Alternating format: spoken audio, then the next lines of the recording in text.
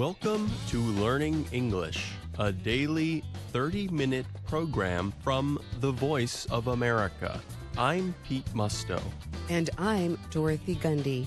This program is aimed at English learners, so we speak a little slower and we use words and phrases especially written for people learning English.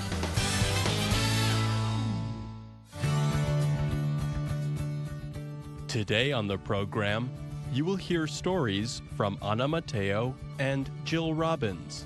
Later, we bring you the American History series, Making of a Nation. But first, this report with help from Brian Lynn.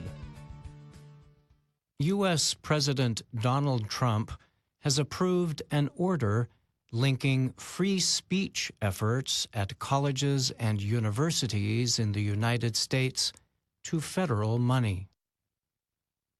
Trump signed the executive order last Thursday at the White House. The measure directs public universities to create and enforce protections for students to express themselves freely. Under the order, schools have to promise to support the First Amendment of the U.S. Constitution, which protects free speech rights. Stanford and Georgetown University. Others were Wake Forest, the University of Texas at Austin, the University of California at Los Angeles, and many more. Lelling said the colleges themselves were not directly involved in the plot, however. The plot included cheating on college entrance exams, creating false athletic and school successes, and hiding payment as charitable donations to avoid paying taxes. The U.S. Attorney named William Rick Singer as the organizer of the plot. Singer reportedly did so using his business, Edge College and Career Network, and an organization called the Key Worldwide Foundation, or KWF. Singer agreed to cooperate with the investigation in September 2018. He admitted guilt to the charges on the day of Lelling's announcement. The charging documents say Singer advised parents to seek more time on tests for their children by claiming they had learning disabilities. Singer also paid test administrators to permit another person to help the students with answers or take the test for them. The parents charged in the plot reportedly paid Singer between $15,000 and $75,000 for such services. Their payments were listed as donations to KWF. American actor Felicity Huffman was among the parents charged. Her daughter received extra time to take the SAT. Her test score increased by 400 points from her first time taking it because a test administrator working with Singer changed Huffman's daughter's answers for her. Gordon Ernst, the head coach for tennis at Georgetown University, also was charged. Between 2012 and 2018, the U.S. Attorney said Ernst received $2.7 million to name 12 students as recruits for the tennis team. The money sent from KWF was called a consulting fee. In January 2018, Singer reportedly paid the head coach of Yale's women's soccer team $400,000 to accept a student who did not even play the sport competitively. That coach is Rudolph Meredith. The student's family reportedly then paid Singer $1.2 million for the service. American actor Lori Loughlin and her husband, clothing designer Massimo Giannulli, paid $500,000 to have their two daughters admitted to the University of Southern California, or USC, as recruits for the crew team. Yet neither of the two girls were even rowers. Gordon Kaplan, co-chairman of the well-known international law firm Wilkie Farr and Gallagher, reportedly paid Singer $75,000 to help raise his daughter's test scores. In a phone call, Singer told Kaplan, "What we do is we help the wealthiest families in the U.S. get their kids into school. There is a front door, which means you get in on your own. The back door is through institutional advancement, which is 10 times as much money. And I've created this side door in." Nick Smith is a professor at the University of New Hampshire. He told the Associated Press, "I don't think anyone is shocked that children of the wealthy have an easier time getting into top schools." But Smith added, "What is new here is that all of those considerable advantages apparently aren't enough for some, and they will go to any length to directly buy their way in." Several students have filed a lawsuit against Yale, Georgetown, Stanford, and other schools involved in the case. They said they and others had been denied a fair chance at admission.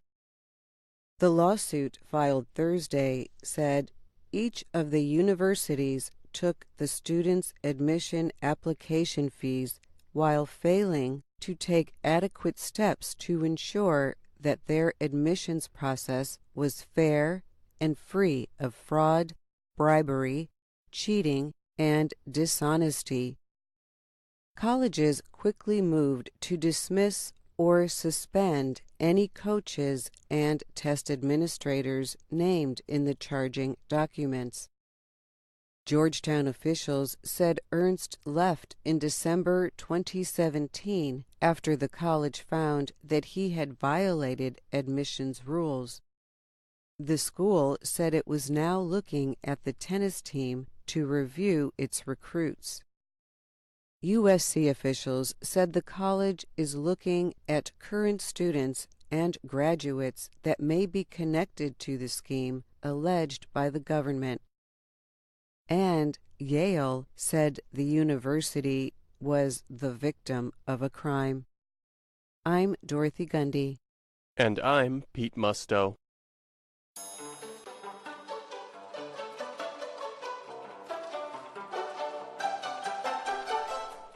Now, the VOA Learning English program, Words and Their Stories. This program explores the history and usage of common expressions in American English. Today, we talk about a time when half the world is waking from the dark, cold winter months. Spring. We often describe spring as a time of rebirth, renewal, and awakening. Many trees are blossoming, and early flowers are pushing through the earth. Things are coming to life.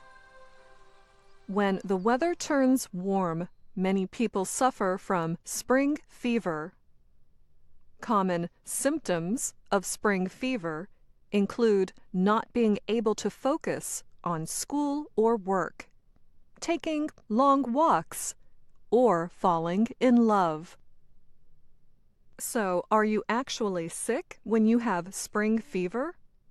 Originally, yes. Spring fever used to refer to an actual illness. When the weather turned warm, some people developed sore throats, headaches, or stuffy noses. The definition of spring fever slowly changed in the early 1800s. People came to use the term to mean a sudden increase of romantic feelings. Elvis Presley describes this feeling in his song, spring fever. Spring fever comes to everyone. Spring fever, this time for fun. There is no doubt now, love is in the air. Get up, spring is everywhere. These days, we use spring fever to describe a restless feeling after the long, cold days of winter. But the word spring is not just a season. It is also a verb that means something happened or appeared quickly.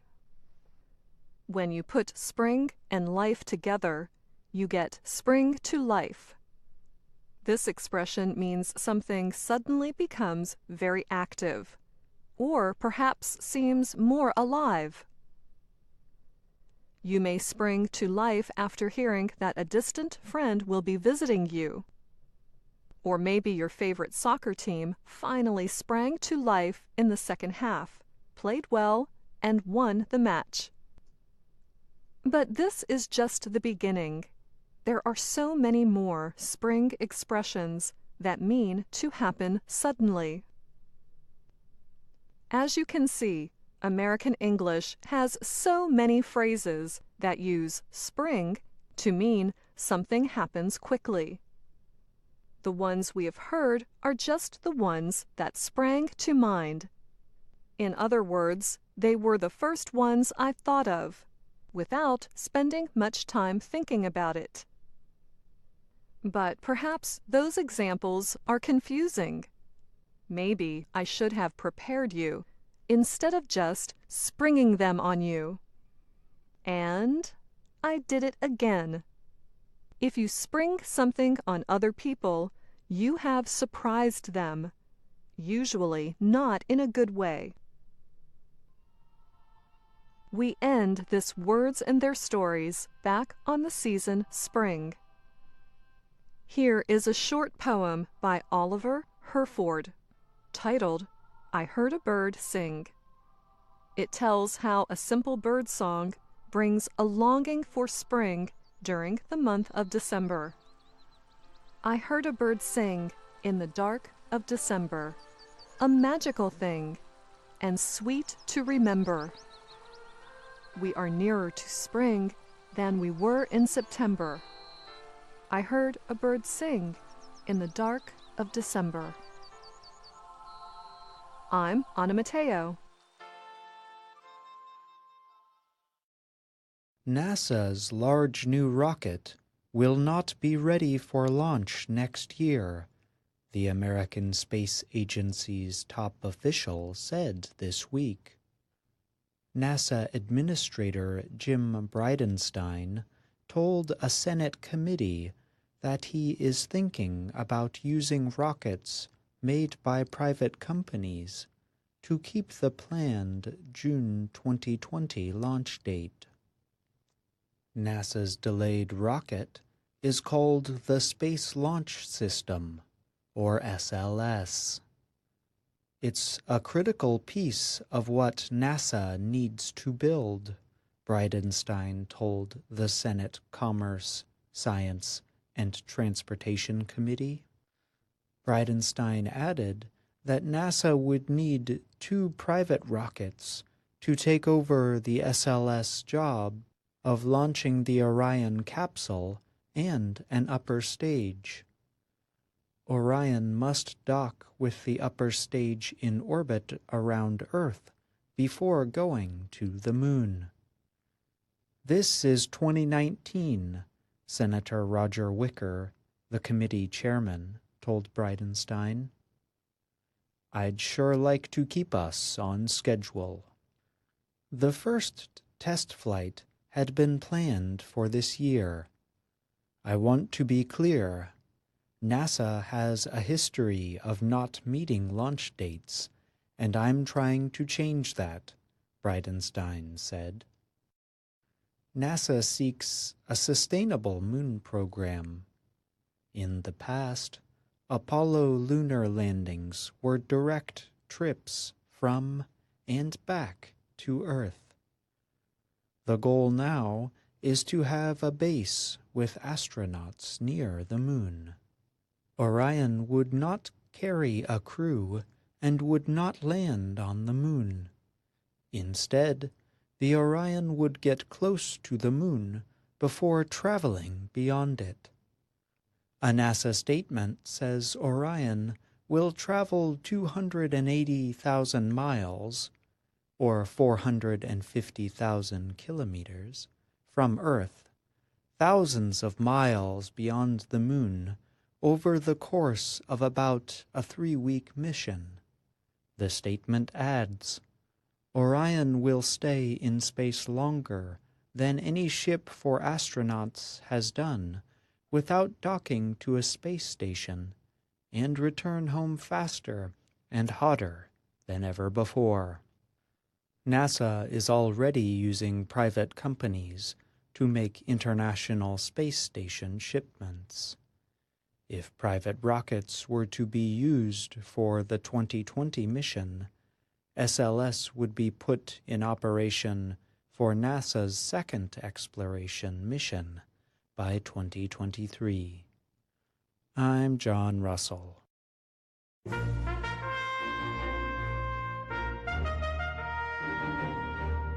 And now we present The Making of a Nation. The American nation began to expand west during the middle 1800s. People settled in the great open areas of the Dakotas, Utah, Wyoming, and California. The movement forced the nation to deal with great tribes of Native American Indians. The Indians had lived in the Western Territories for hundreds of years. Settlers and cattle ranchers pushed the Indians out of their homelands. The result was a series of wars between the tribes and the federal government. At first, the United States government had just one policy to deal with the Indians. It was brutal. Whenever settlers wanted Indian land, the tribes were pushed farther west. If the Indians protested or tried to defend their land, they were destroyed with crushing force. By the middle 1800s, almost all the eastern Indians had been moved west of the Mississippi River. They were given land in Indian Territory in what is now the state of Oklahoma. The government described these Indians as civilized. This meant they were too weak to cause more trouble. Many agreed to follow the ways of the United States government. The Indians of the western grasslands were different. They refused to give up their way of life. These Plains Indians were always on the move because they hunted buffalo, the American bison. They followed great groups of the animals across the grassy plains. At that time, there were millions of these animals in the American West. The Indians of the plains depended on the buffalo for almost everything they needed. Many of them were fierce fighters. The Plains Indians did not want settlers crossing their hunting lands. They often tried to destroy the wagon trains carrying settlers to California and Oregon. The United States Army was given the job of keeping peace. Soldiers were sent to build roads and forts in the western plains. They tried to protect the wagon trains from Indian attacks. They tried to keep settlers from invading Indian lands. There were many fights between the soldiers and the Plains Indians. The soldiers had more powerful weapons. they usually won. Some Plains Indians tried to live peacefully with the settlers. One such group was part of the Sioux tribe, called Santee Sioux. It was the largest and most powerful group in the West. The Santee Sioux lived along the northeastern edge of the Great Plains in what is now the state of Minnesota. They signed treaties with the government, giving up 90% of their land. The Santee agreed to live in a small area. In exchange, the United States agreed to make yearly payments to the tribe. This made it possible for the Indians to buy food and other things from traders. Trouble started, however, in the summer of 1862. The government was late giving the Indians their yearly payment. As a result, the Indians lacked the money to buy food. Traders refused to give the Indians credit to buy food. One trader said, "If they are hungry, let them eat grass." The Indians were hungry. Soon their hunger turned to anger. Finally, the local Indian chief called his men together. He gave the orders for war. Early the next morning, the tribe attacked the trading stores. Many of the traders were killed, including the man who had insulted the Indians. He was found with his mouth filled with grass. The governor of Minnesota sent a force of state soldiers to stop the Indian revolt. The soldiers had artillery. They killed several hundred Indians in battle. They hanged several others. Soon the revolt was over. Trouble came next to parts of Colorado and Wyoming. This is where the Sioux Indians and the Cheyenne Indians lived. The chief of the Lakota Sioux tribe was named Red Cloud. The Indians fought bitterly to keep settlers out of their hunting grounds. After 2 years of fighting, with many deaths on both sides, the government decided the struggle was too costly. It asked for peace. The Sioux and the Cheyenne agreed. They were given a large area of land north of Wyoming in the Dakota Territory. They also were given the right to use their old hunting lands farther north. The government agreed to close a road used by settlers to cross the hunting grounds, and all soldiers were withdrawn from Sioux country.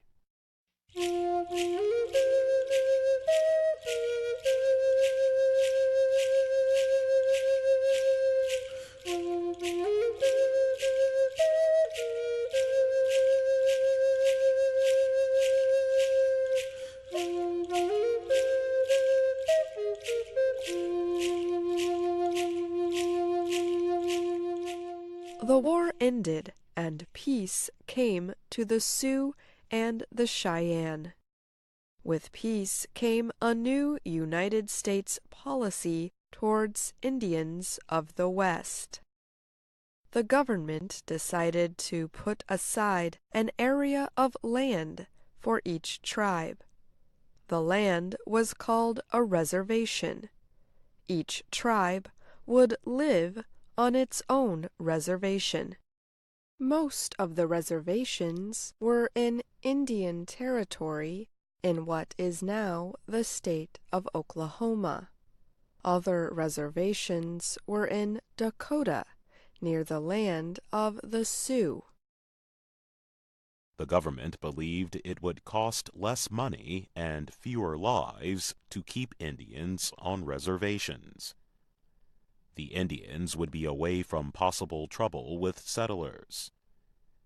Instead of moving freely over the plains to hunt buffalo, the Indians would live in one place. They would receive food and money from the government. Officials came from Washington to explain this new policy to the Indians. A big meeting was held. Chiefs representing many tribes attended. The chiefs spoke, one after another, to the government officials. All of the chiefs said they, too, wished to live in peace with the United States government. But many questioned the decision to move to reservations.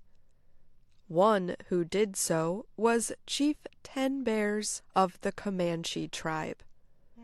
He said, "There are things which you have said to me that I do not like. You said you wanted to put us on a reservation. You said you would build houses for us. I do not want your houses. I was born on the plains where the wind blows free, and there is nothing to break the light of the sun. I was born where everything breathed a free breath. I want to die there, not within walls."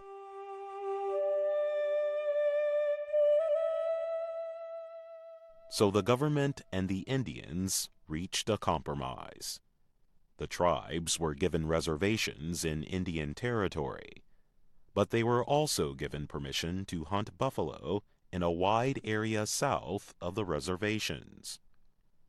The Indians agreed to give up all their old lands. They agreed to live in peace on the reservations. In exchange, the United States promised to give the Indians all the food, clothing, and other things they needed. It also promised to give them schools and medical care. The Indians were not happy with this agreement. They did not want to give up their old ways of living.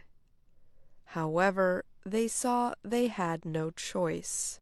The government was too strong. They waited weeks, then months, for help to move to the new reservations. They could not understand the delay in carrying out the agreement. The delay was in Washington, D.C. Congress could not agree on how much money to spend on the Indians. So the lawmakers refused to approve the agreement. They left the situation unsettled.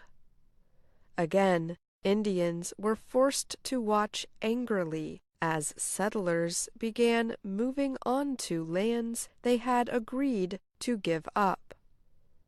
As the settlers moved in, the buffalo and other animals left. The Indians had difficulty finding food. Soldiers shared their food with the Indians. It was not enough. Western officials sent urgent messages to Washington asking for supplies for the Indians. No supplies could be sent until Congress approved the money to buy them. As before, some of the Indians became angry and refused to wait any longer. Their anger led to new fighting. In the end, it was a fight that failed to win back their land.